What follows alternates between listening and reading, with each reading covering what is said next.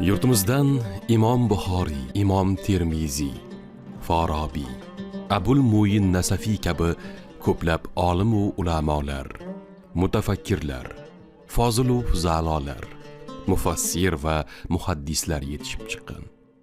Ular qoldirgan boy ilmiy meros xalqimizning buyuk xazinasi. Keyingi asrlarda bu xazinani yanada boyitishga katta hissa qo'shgan ulug' olimlarimizdan biri Shayx Muhammad Sodiq Muhammad Yusuf desak aslo mubolag'a qilmagan bo'lamiz.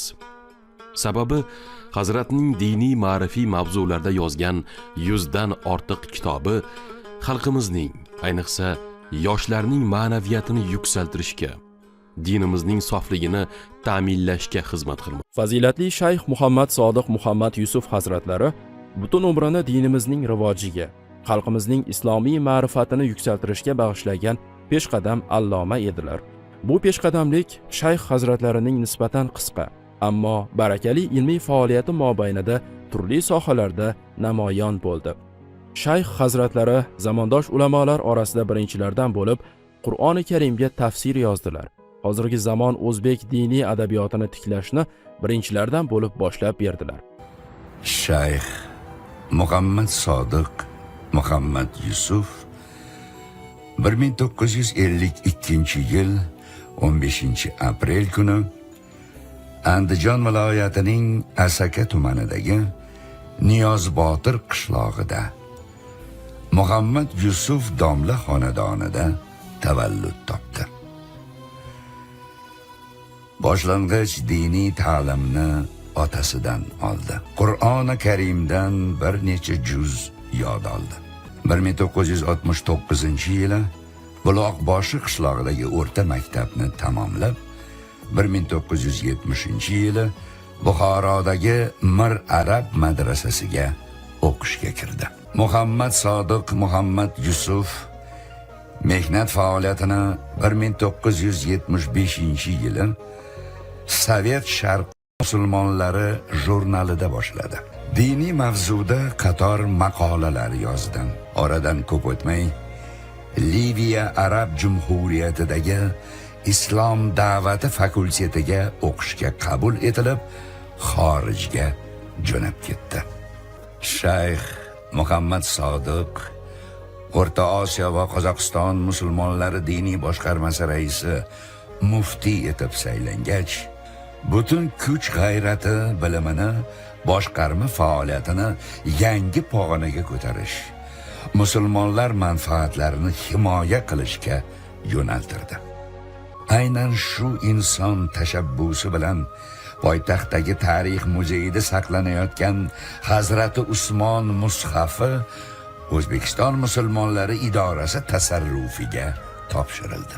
Sobiq ittifoqning Oliy kengashi deputatligiga saylangach, Muhammad Sodiq Muhammad Yusuf bu maqomdan ham musulmonlar manfaati uchun unumli foydalandi. Shayx hazratlari sobiq ittifoq rahbariyatiga rasman murojaat etib, yurtimiz va qo'shni respublikalardan haj ziyoratiga boruvchi musulmonlar sonini keskin ko'paytirishga muvaffaq bo'ldi. O'sha davrda ko'plab masjid va madrasalar faoliyati yo'lga qo'yildi. Shayx Muhammad Sodiq diniy boshqarma raisi lavozimida bor yo'g'i 4 yil faoliyat yuritdi. Bir to'da fitnachi-yu ig'voga uchgan g'ofillar Muhammad Sodiq Muhammad Yusuf nomiga asossiz tuhmatlar yog'dirib, turli fitnalar uyushtirdilar. Buyuk bir olimni, millatning asl jonkuyarini ma'lum muddat oilasi, ota-ona mehri, farzandlari diydoridan ayro yashashga majbur qildi. Vatandan mahrum etdi. Aynan shu kunlarda dilbandi Muhammad Sodiqning yo'liga ilhaq onaizorning hayotdan ko'z yumishi o'g'il uchun katta musibat bo'ldi. Biroq ona vatan hasrati, yaqinlar sog'inchi ham Muhammad Sodiq Muhammad Yusufning irodasini buka olmadi. Haqiqat albatta qaror topajagiga umidi so'nmadi. Allohga bo'lgan ishonchi, iymoni unga kuch berdi. O'zbek xalqining diniy ma'rifatini, ilmiy salohiyatini oshirish haqida olislardan turib qayg'urdi. Shayx Muhammad Sodiq Muhammad Yusufga Tafsiri Hilol asarini yozish aynan Qur'oni Karim nozil bo'lgan makonlarda nasib etdi. O'sha yillari hadis va hayot silsilasi ham yozildi.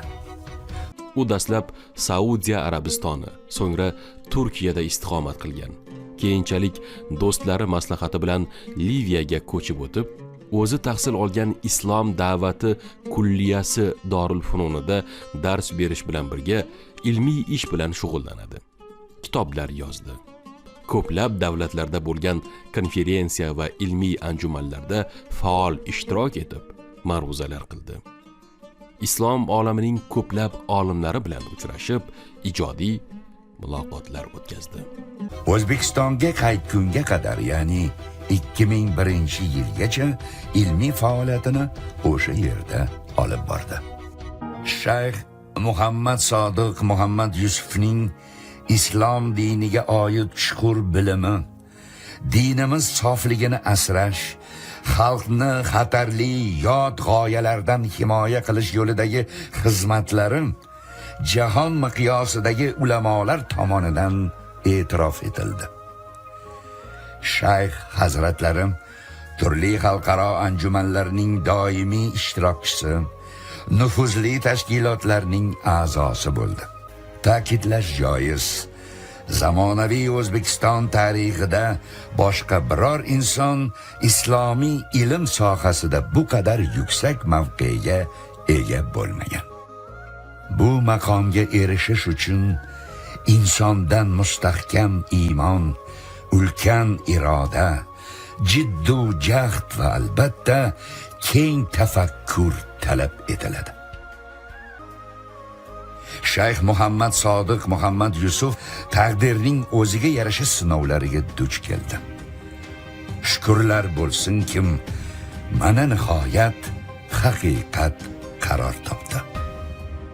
O'zbekiston prezidenti Shavkat Mirziyoyevning tashabbusi bilan yaqin qad ko'targan yangi masjidga Shayx Muhammad Sodiq Muhammad Yusuf nomining berilishi buning go'zal isbotidir. Men o'zim shu muloqotda ko'p bo'lganman Muhammad Sodiq Muhammad Yusuf bilan. O'sha odam aytadilarki, kitob o'qimagan odamni ruhiyati ham, kelajagi ham, umidi ham yo'q odamda. U odamni bilganini ancha-muncha odam bilmasdi. Keyin u odam mayli ko'p yaxshi bilganim uchun kam o'qilar edi, ko'p yozib o'qiyardi. Keyin har kuni 2 soat sport bilan shug'ullanardi. Ko'p niyat qilardiki, Shavkatjon, men umrimda bir qani endi bizda ham davlatda bir yaxshi masjid bo'lsa-da, nurli islomni men tushuntirsam deyapti. Nurli deyapti. Qur'onni o'qigan odam va uni bilgan odam, ilmiy bilgan odam hech qachon kam bo'lmaydi. O'z zamonasida islom olamining yirik namoyandasiga aylangan Shayx Muhammad Sodiq Muhammad Yusuf 2015-yil 10-martda vafot etdi. Uning nomi dunyoning ko'pgina mamlakatlarida abadiylashtirilmoqda. Xabaringiz bor, Toshkentda ham Shayx Muhammad Sodiq Muhammad Yusuf nomi bilan ataluvchi jome masjidi o'tgan yili foydalanishga topshirildi. Majmua nihoyatda obod va ko'rkam bo'lib, undan masjid, anjumanlar zali, kutubxona, muzey va boshqa xonalar o'rin oldi. Kim bo'lishidan qat'iy nazar, qayerda bo'lishidan qat'iy nazar, doimiy ravishda ilm talabida bo'lish kerak. Yoshlik g'animat davri. Bunda o'zingga keraklik zodi rohilani tayyorlab ol. Umringga kerak bo'ladigan hamma narsani egallab ol, chunki ertaga qarasang qila olmay qolasan. Kuching yetmaydi, aqling yetmaydi, imkoning bo'lmaydi. Mo'min musulmon ummati doim ilm ummati, ma'rifat ummati, ziyo ummati bo'lib kelgan. Imomi Buxoriy, Imomi Tirmiziy, Imomi Zamaxshariy, Beruniy, Farabiy, Ibn Sino va boshqalar kabi ulug'lar biz yurtimizdan yana chiqishi kerak. Bir marta shunday ulug'larni tarbiyalagan xalq ikkinchi marta tarbiyalashi oson. Buni hamma tushunib yetishi kerak.